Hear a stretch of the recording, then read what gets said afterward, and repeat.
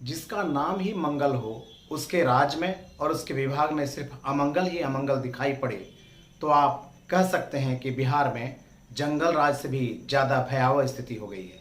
मैं रुपेश सिंह एक बार फिर आप सबको प्रणाम और नमस्कार करता हूँ। इन दिनों चुनाव अब 1-2 महीने बाद ही है। ऐसे में मैं भी चुनावी व्यस्तता के कारण आपके बीच कम ही आ पा रहा हूँ। मैं अपने दौरे के लिए, सभा के लिए निकलने के दौरान जब जमुई अस्पताल से गुजर रहा था, अनायास मुझे वो चेहरा दिखाई पड़ा जिसे देखकर मुझे अपनी गाड़ी रोकनी पड़ी और आज का सारा प्रोग्राम भी कैंसिल करना पड़ा, क्योंकि ये मेरे लिए आश्चर्यजनक घटना थी। दरअसल जमुई अस्पताल को चारों तरफ से धोया पखारा जा रहा था। ऐसा लग रहा था कि कल ही यहाँ दुर्गा मंडप में कोई दुर्गा पूजा होने वाली है या फिर छठ पर्व के लिए साफ सफाई की तैयारियां हो रही है। ऐसे में आप स्वाभाविक रूप से चौंकेंगे ही। जो अस्पताल गंदगी, सड़ांध और अराजकता के लिए प्रसिद्ध है बिहार में, वहाँ अगर ऐसा दृश्य देखने को मिले तो आप स्वाभाविक रूप से चौंक जाएंगे और आपको भी आश्चर्य होगा कि आखिर ये बदलाव क्यों।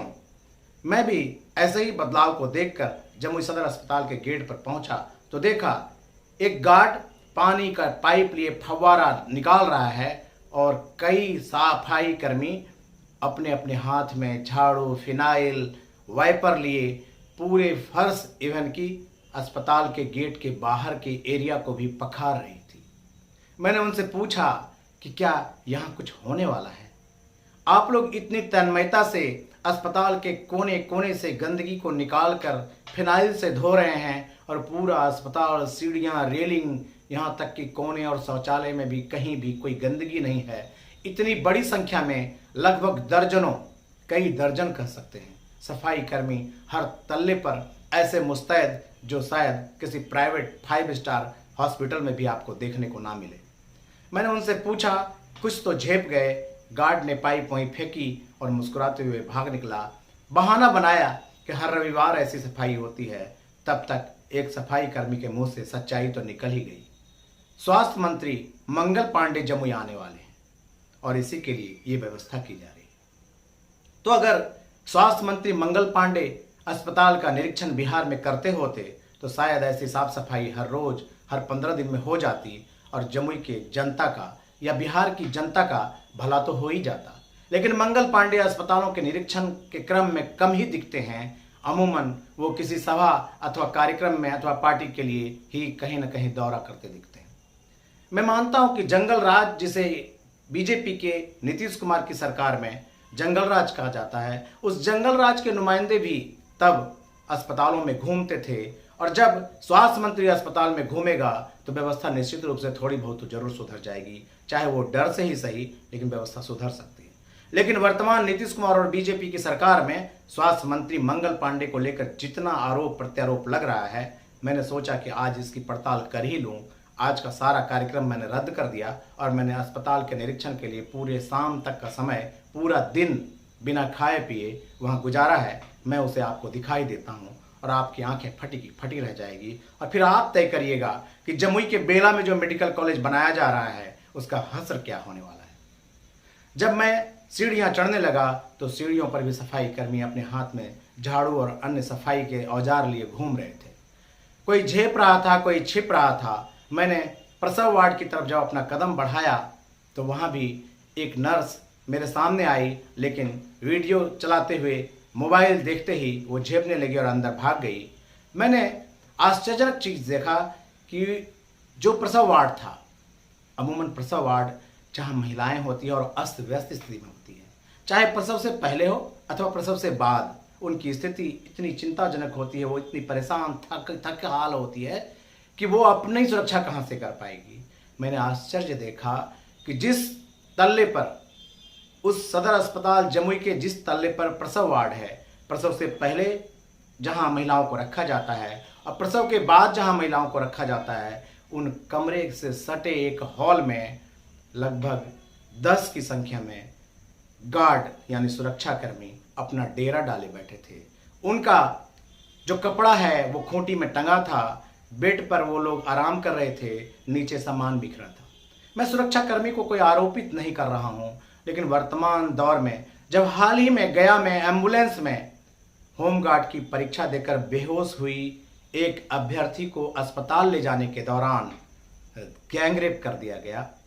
जब चारों तरफ कलयुग के प्रभाव से कहें या वर्तमान जो व्यवस्था है उसमें चकाचौंध की जिंदगी में जब कोई भी रिश्ते सुरक्षित नहीं बचे हैं, ऐसे में क्या प्रसव वार्ड में जहां महिलाओं के कपड़े से लेकर उनकी स्थिति पूरी तरह अस्त व्यस्त होती है, वहां उनसे सटे कमरे में 10 की संख्या में सुरक्षाकर्मी रह रहे हों, एक ही शौचालय का प्रसव के लिए आई महिलाएं और सुरक्षाकर्मी इस्तेमाल कर रहे हों, तो क्या खतरा बड़ा नहीं दिखता है आपको?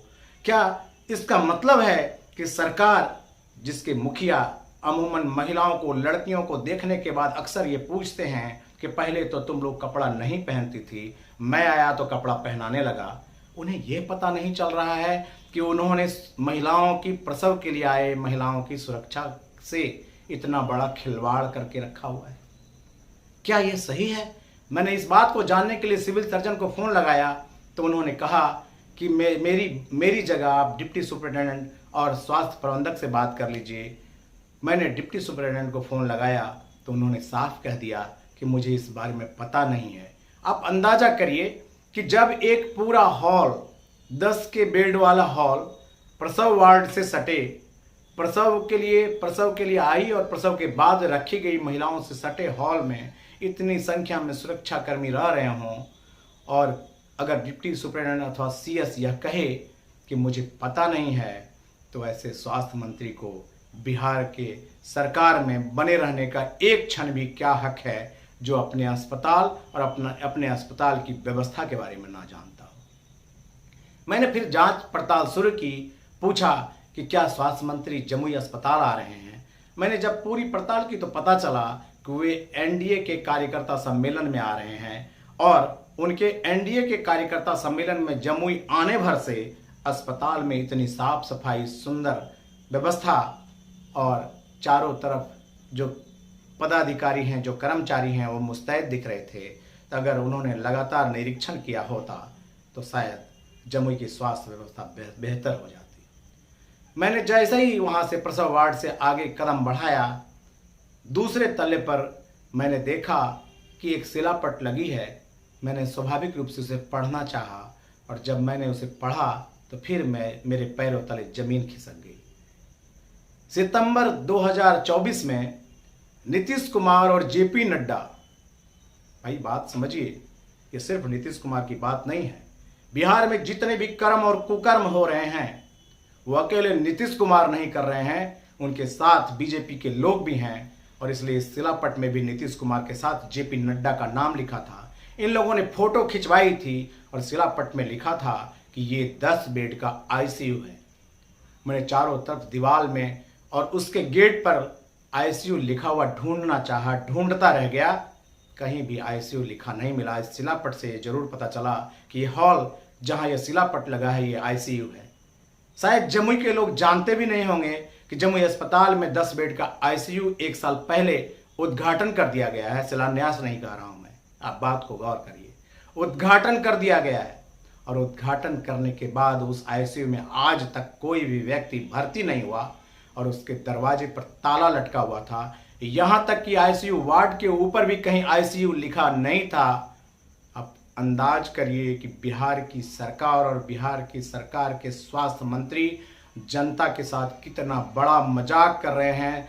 इन लोग शिलान्यास और उद्घाटन के नाम पर जनता के साथ कितना बड़ा विश्वासघात कर रहे हैं, ये जनता को समझना होगा। जब वहां पर कोई भी वार्ड कर्मी नहीं मिला, जब कोई भी कर्मचारी बोलने को तैयार नहीं हुआ, तो मैंने साफ कर रही सफाई कर्मचारी से पूछा कि ये तो ताला लटका है, ये क्या चीज़ है? तो बेचारी समझ नहीं पाई। उसने कहा, शायद वो तल्ला भूल गई, उसने कहा कि ये इस हॉल में तो सुरक्षाकर्मी गार्ड रहते हैं, जबकि वो तल्ला दूसरा था। मैंने दूसरे से पूछा तो उसने कहा कि इसमें तो ताला लटका देखा है, कहीं कुछ लिखा तो है नहीं, इस कमरे को कभी खुला नहीं देखा। मैंने तुरंत इस संबंध में deputy superintendent doctor Naushad Ahmad ji से बात की। मैंने उनसे पूछा कि ये ICU कब खुला, कब उद्घाटन हुआ, और इसमें मरीज कब भर्ती हुआ, या फिर इसकी स्थिति क्या है।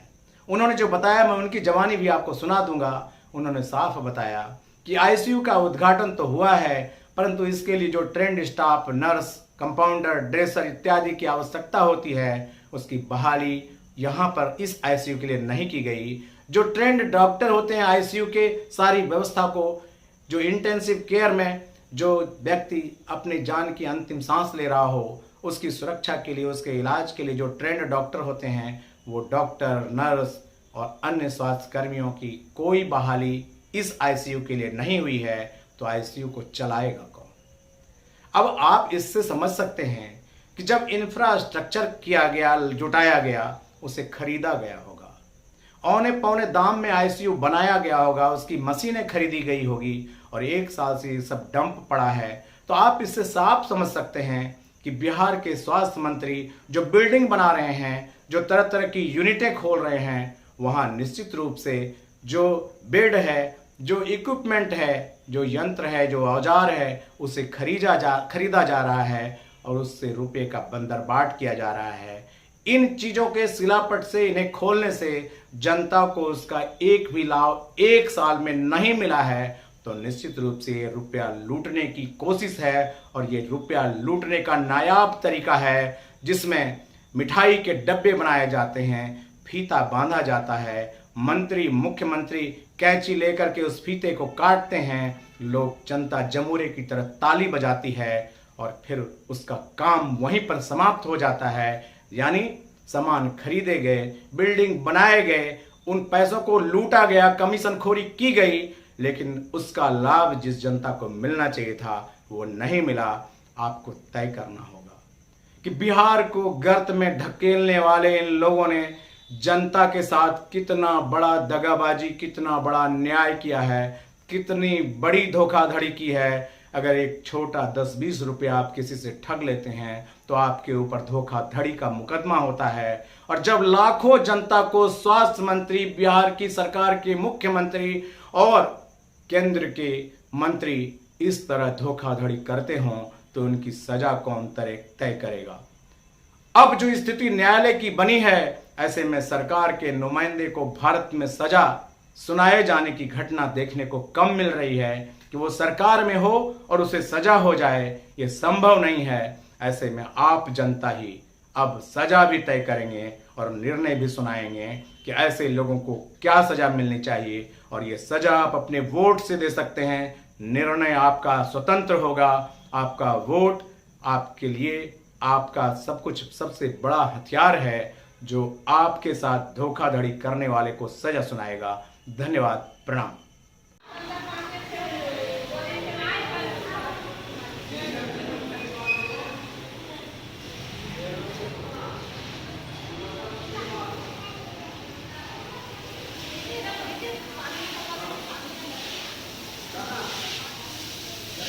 बहुत धुलाई हो रहा है, क्या बात है गार्ड साहब? आज इतना धुलाई देख रहे हैं, क्या बात? कुछ है क्या, कुछ काम है? कुछ होने वाला है क्या यहाँ? तो बोला कि नहीं, स्वास्थ्य मंत्री आने वाले हैं, इसीलिए धुआ रहा है। क्या जी? अरे क्या इतना धुलाई काहे हो रहा है? बोलो, इतना धुलाई काहे हो रहा है? कुछ होने वाला है क्या? अरे दुर्गा पूजा वगैरह होने वाला है यहाँ, काहे इतना धुलाई हो रहा है? इतना पानी बह रहा है पूरा। बोलो बोलो। हाँ,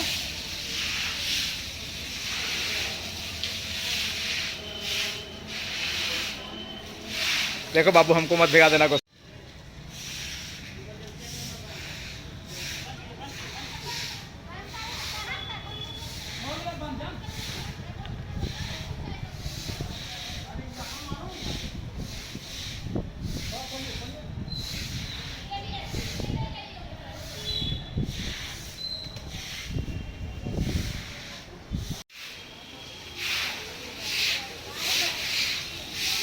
संडे को धोवाता है संडे के ओटी दिया नहीं चलता है, हाँ, इसके कारण से थोड़ा पहना धोवा जाता है। ठीक है।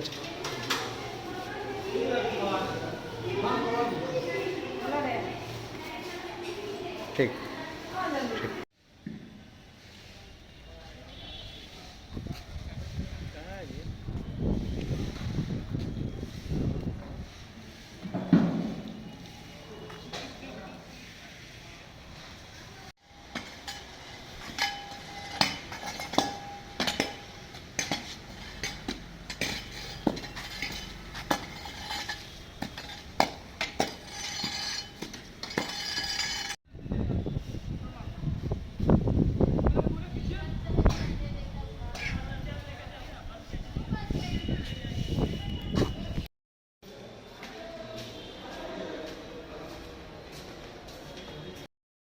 ये बहुत जोर शोर से सफाई हो रहा है, कोई आने वाला है क्या?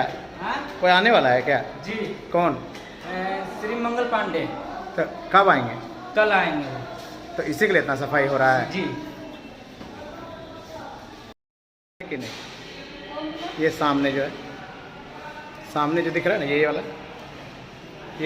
ये वाला देखिए ना, ये वाला, हाँ ये तो ताला लगा हुआ है, खुलता है ये?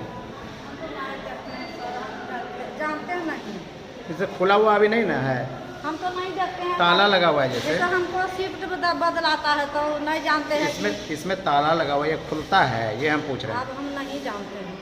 अच्छा, अभी तो ताला लगा हुआ है, हम तो नहीं जानते अभी ताला, इसमें कोई आदमी है? हम कैसे, इसमें कोई आदमी है अभी? हम तो नहीं जानते, अभी नया नहीं आया है। अच्छा, ये जो सफाई हो रहा है, कोई आने वाले हैं क्या? कौन? मंत्री जी आने वाले। कब? पता हमको नाम नहीं है, कभी बोले कि मंत्री जी आने वाले हैं। कल आने वाले हैं। हाँ अच्छा, इसी के लिए सफाई हो रहा है। हाँ। ये जो वार्ड है, ये जो आईसीयू वार्ड बना है नया, हाँ। ये आईसीयू वार्ड, इसमें देखते हैं कि अथी गार्ड रहते हैं। इसमें हाँ गार्ड रहता है? हाँ, गार्ड है ना। नहीं, वो तो ऊपर रहता है, वो ऊपर रहता है, जो गार्ड वाला आप बोल उसमें रहे कोई नहीं है, ताला मारा हुआ रहता है। हाँ, ये जो आप बोल रहे हैं ना, आईसीयू के ऊपर गार्ड रहता है, वो जो है डिलीवरी वाला डिपार्टमेंट के बगल में रहता है। हाँ, नहीं तो इसमें तो ताला मारा हुआ रहता है। ये नहीं चालू होता है? नहीं। इसका कोई स्टाफ भी यहाँ पर नहीं होगा? नहीं, आपका क्या नाम है? मीना देवी।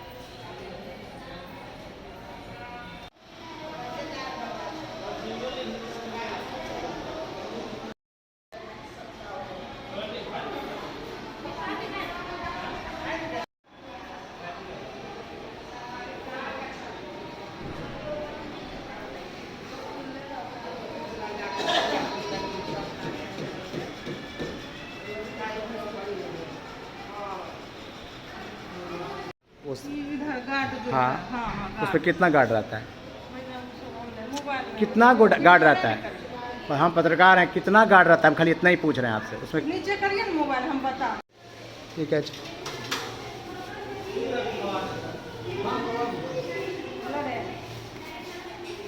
ठीक।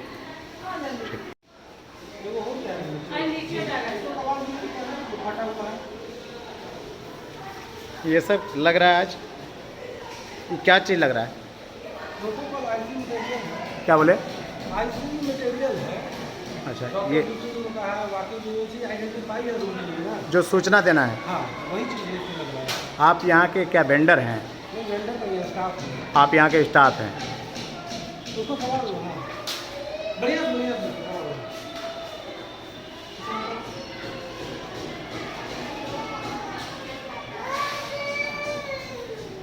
इसे हटा दो, जो फटा हुआ है ना, उसे हटा दो। कल कोई आने वाले हैं क्या यहाँ? नहीं ऐसा कुछ अभी नहीं। आज की संडे है तो आज संडे है तो मरीज का बड़ा कम है। जनरल डे के साथ क्या नाम हुआ आपका? दीपक कुमार।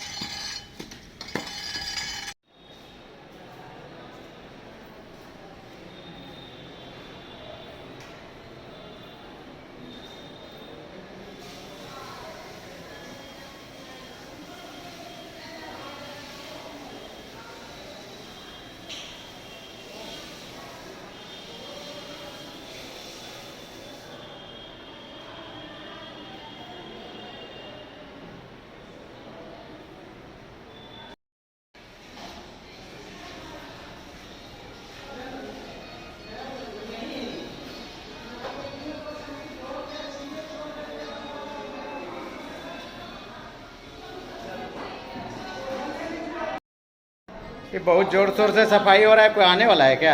हाँ कोई आने वाला है क्या? जी। कौन? श्री मंगल पांडे तो कब आएंगे? कल आएंगे वो। तो इसी के लिए इतना सफाई हो रहा है जी। कि नहीं? ये सामने जो है, सामने जो दिख रहा है ना, ये वाला, ये वाला देखिए ना, ये वाला, हाँ ये तो ताला लगा हुआ है, खुलता है ये? जानते हैं नहीं, इसे खुला हुआ अभी नहीं ना है, हम तो नहीं देखते हैं। ताला लगा हुआ है जैसे। जैसे हमको शिफ्ट बदलाता है तो नहीं जानते हैं। इसमें ताला लगा हुआ है, ये खुलता है, ये हम पूछ रहे हैं। अब हम नहीं जानते हैं। अच्छा, अभी तो ताला लगा हुआ है, हम तो नहीं जानते। अभी ताला, इसमें कोई आदमी है? हम कैसे? इसमें कोई आदमी है अभी? हम तो नहीं जानते, अभी नया नहीं आया है। अच्छा, ये जो सफाई हो रहा है, कोई आने वाले हैं क्या? हाँ, आने वाला है। कौन? मंत्री जी आने वाले हैं। कब?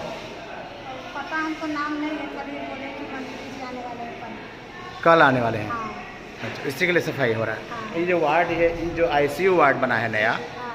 ये आईसीयू वार्ड इसमें देखते हैं कि अथी गार्ड रहते हैं। इसमें हाँ गार्ड रहता है? हाँ, गार्ड है ना।